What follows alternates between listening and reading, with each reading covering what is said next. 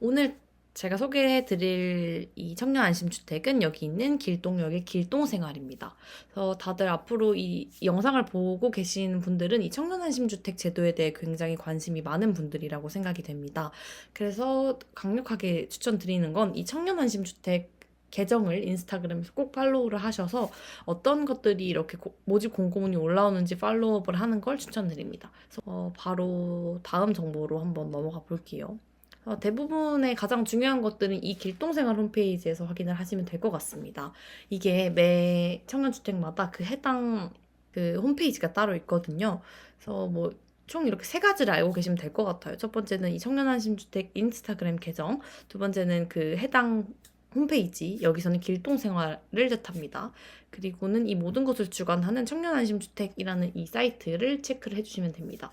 거기서 저는 최근 공고에 올라온 이 민간임대, 길동역, 길동생활, A동, B동이 있지만 A동 기준으로 설명을 드릴게요. 홈페이지로 한번 가볼게요. 여기가 이제 여러분이 당첨이 되실 길동생활입니다. 이게 가장 소개를 제가 또 드리고 싶은 게 커뮤니티 시설이 너무 이 서울시 청년 안심주택의 포인트입니다. 보시면 당연히 이제 뭐 관리사무소라든지 커뮤니티 센터 이런 거 있겠죠. 여기 경비실은 기본이고 관리사무소도 따로 있거든요.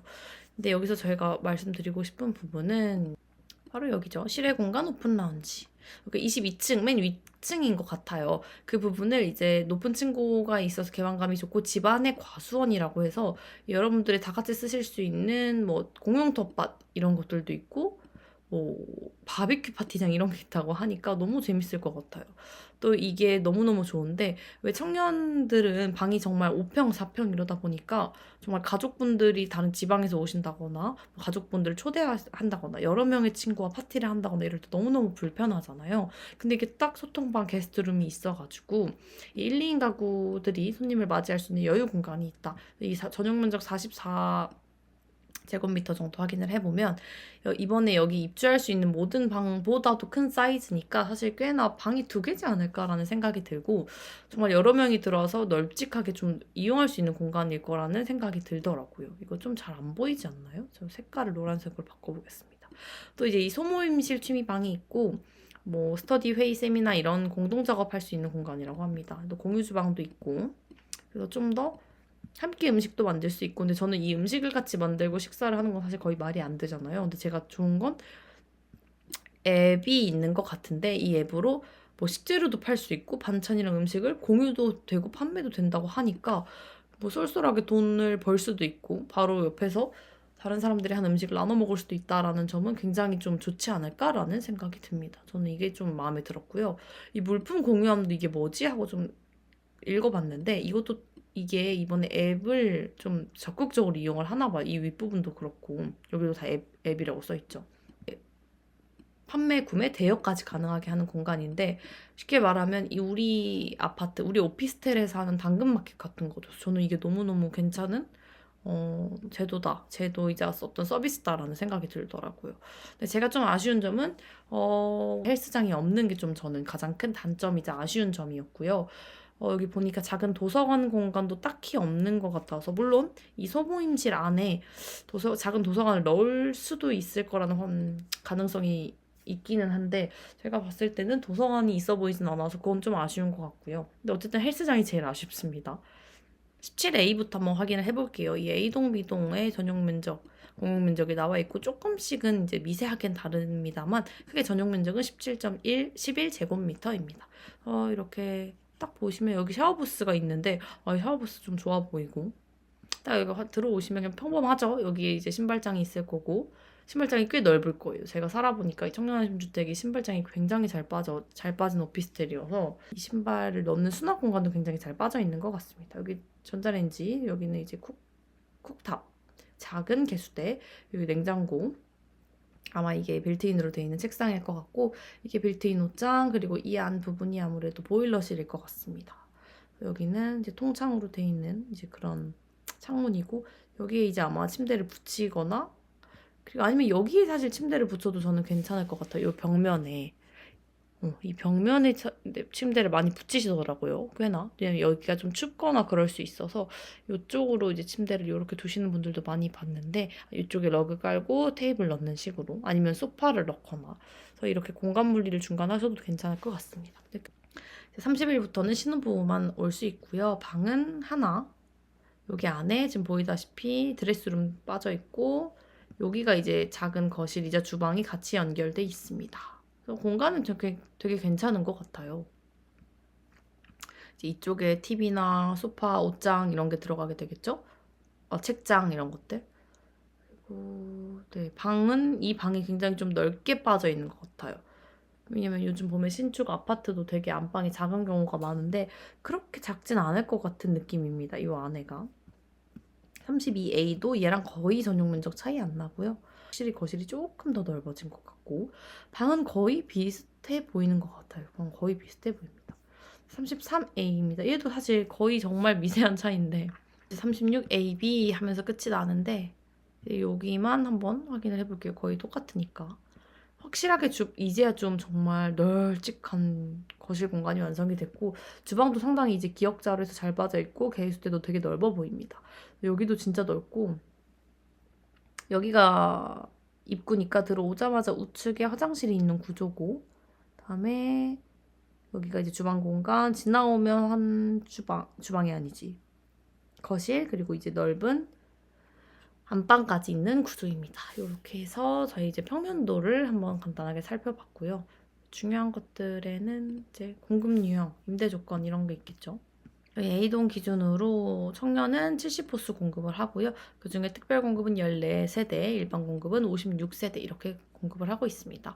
신혼부부는 이 아래를 보시면 32냐, 36이냐에 따라서 공급 호스가 조금씩 차등이 돼 있고요. 가장 넓은 건 이게 3개밖에 없고 제일 무난한 게 이 47, 51을 노려보시는 게 좋을 것 같습니다. 이 월 임대료가 가장 저는 궁금할 부분이실 것 같아요. 그래서 이거를 얼른 가져와 봤는데 특별 공급을 확인을 해보면 이 가장 작은 청년 호수 기준으로 이 A동 한번 봐볼게요.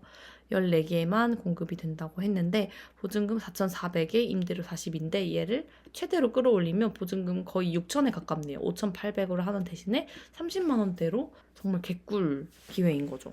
신혼부부도 보시면 이 34로 한번 확인을 해볼게요. 6,800에 63인데 이거 최대로 8,900 수준으로 하면 이게 무슨 55까지 끌어당길 수 있다라는 게 정말 괜찮아 보입니다. 그다음에 근데 여기 왜 특별 공급밖에 없냐? 위로 올라가셔서 일반 공급 누르시면 되거든요.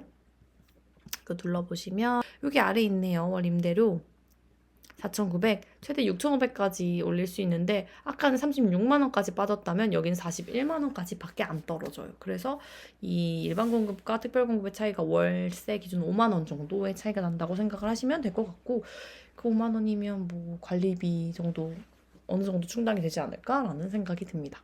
저희 A동 기준으로 관리비 살짝 보니까요. 청년의 경우에는 이제 6만 7천 원 정도, 이제 10만 원 이하로 나와서 수도관련비 더하면 평균 10만 원 정도 나오지 않을까라는 생각이 들고요. 신혼부부는 당연히 면적 따라 차이가 너무 클 것 같은데 가장 적은 경우에는 가장 작은 면적일 때는 13만 원, 또 이제 가장 넓었었던 경우에는 14만 원 정도라고 하니까 그렇게 큰 차이는 나지 않습니다. 14,000원 정도의 차이가 나고 있어요. 특별공급 자격 요건 한번 볼게요. 첫 번째 나이 요건, 근데 거의 다 대부분 되실 거라고 생각이 들고요. 자동차는 무소유여야 한다, 미운행자여야 한다, 혹은 이제 이 3,708만 원 이내의 자동차를 소유하고 운행해야 한다. 이런 것들만 지켜주시면 되겠습니다. 특별공급엔 소득이 있는 경우와 없는 경우 두 가지로 나눌 수 있는데 없을 때는요. 부모님과의 이거를 봐야죠. 월평균 소득 합계를 봐야 하고요. 내가 소득이 있을 때는 이 120% 이하여야 합니다. 근데 이제 이 경우에도 단독 세대주, 나 혼자 살고 있는 경우가 있을 때는 이제 신청자 본인만의 소득을 보면 되지만 저희가 이제 부모님 아래에 세대원으로 들어가 있는 경우에는 혹은 저희가 세대주라 하더라도 세대원이 다른 사람이 있는 경우에는 모든 세대의 소득을 봐야 되기 때문에 이 경우를 꼼꼼하게 확인해 주시면 좋을 것 같습니다. 120% 이하라고 했었단 말이 여기를 확인하시면 될 것 같아요. 내가 혼자 세대주이자 세대원이 없다. 나 혼자 그냥 서울에 살고 있다. 뭐 지방에 살고 있다 하시면 요 1인 가구 최대 417만 9,557원 이하로 월소득이 있으셔야 되는 거예요. 당연히 여기에 가까울수록 당첨될 확률이 높아지겠죠. 지금 보이시는 게 지금 길동역이고 지금 길동역세권 청년주택 예정이라고 돼 있는데요. 길찾기를 도보로 한번 해보면 300m 채 안 되는 거리입니다. 253m여서 약 3분 정도라고 하니까 좀 꽤 괜찮고요. 한번 따라가서 어떤 식으로 길이 이어지는지를 한번 보면 좋을 것 같아요. 이렇게 출구에서 나온 다음에 바로 왼쪽으로 꺾어보겠습니다. 나오자마자 여기 약국이 하나 있어요. 그다음에 이거인 것 같거든요. 여기가 A동이고 여기가 B동이죠. 맞은편도 한번 확인해 보도록 하겠습니다. 맞은편에는 이렇게 낮은 건물 정도밖에 없어서 여기서부터 아마 사는 공간일 거기 때문에 크게 문제될 건 없어 보이고, 그나마 이쪽이 한 10층 정도의 건물이 돼 보이는데 이 가운데 한 6차선 정도의 도로가 있어서 사생활 보호라든지 이런 거는 그렇게 문제될 것 같진 않습니다. 돌아가면서 건너편에 뭐가 있는지 한번 볼게요. 뭐 중앙 복권만 매점이 하나 있고 여기 또 약국이 있네요. 보이시나요, 약국? 그리고 여기 이비인후과도 하나 있고, 저기가 다이소입니다. 이따 말씀드리려고 했는데 여기가 다이소, 올리브영, 스타벅스가 다 있는 그런 세권이더라고요. 여기 다이소 있고 여기에 길동 복조리 시장이라고 해서 시장도 하나 있습니다. 노브랜드 버거가 하나 있고 여기 치과랑 각종 병원 건물이 있습니다. 피부과부터 내과, 뭐 외과, 정형외과, 통증의학과, 한의원, 한빛치과, 도수치료까지 다 있는 건물이 있어서 주거하기에 좀 괜찮은 환경이라고 말씀드릴 수 있을 것 같아요. 이 오른편에도 내과, 정형외과 있고요. 그다음에 이 아래에 홈플러스 익스프레스까지 있어서 장보기에 굉장히 용이할 것 같습니다. 그러면 이 주변에 뭐가 있는지 한번 같이 보면 좋을 것 같아요. 여기 올리브영 하나 있습니다. 그다음에 위로 조금 올라가면 여기 위에 스타벅스, 맞은편에 다이소가 있고요. 그다음에 또 중요한 점은 편의점이니까 여기 나오시면 바로 이쪽에 GS25랑 조금 더 가면 세븐일레븐이 있습니다. 그래서 이 두 개가 가장 가까운 편의점이 될 것 같고요. 또 파리바게뜨랑 뚜레쥬르, 이 양대산맥빵집이 이 반대편 출구, 2번 출구 바로 앞쪽에 나와 있고요. 약국도 하나 있어서 굉장히 여기 살기에 편안할 것 같아요. 간단하게 아래 살짝 내려와 보면 크리스피 크림 도넛, 이디야, 베스킨라빈스, 메가커피, 또 여기 약국도 있고 투썸 플레이스까지 있어서 살기는 굉장히 괜찮아 보입니다. 다른 것도 좀 줌아웃해서 봐보자면 여기 공원 하나 보이고요. 맞은편에도 희망어린이공원 있고 이쪽에는 길동초등학교가 보입니다. 서울특별시 교육청 강동도서관이 있어서 얘를 아마 사용할 수 있지 않을까라는 생각이 들고, 이렇게 봐서 길찾기는 다 확인을 해봤으니까 이제 이 다음 것들을 한번 확인을 해보겠습니다. 여기 보이시나요? 길동역? 여기가 출발 지점인데 그렇다 보니까 얘가 지금 9호선으로 환승할 수 있다. 또 이제 8호선으로도 환승해서 뭐 2호선 라인을 탈 수도 있다.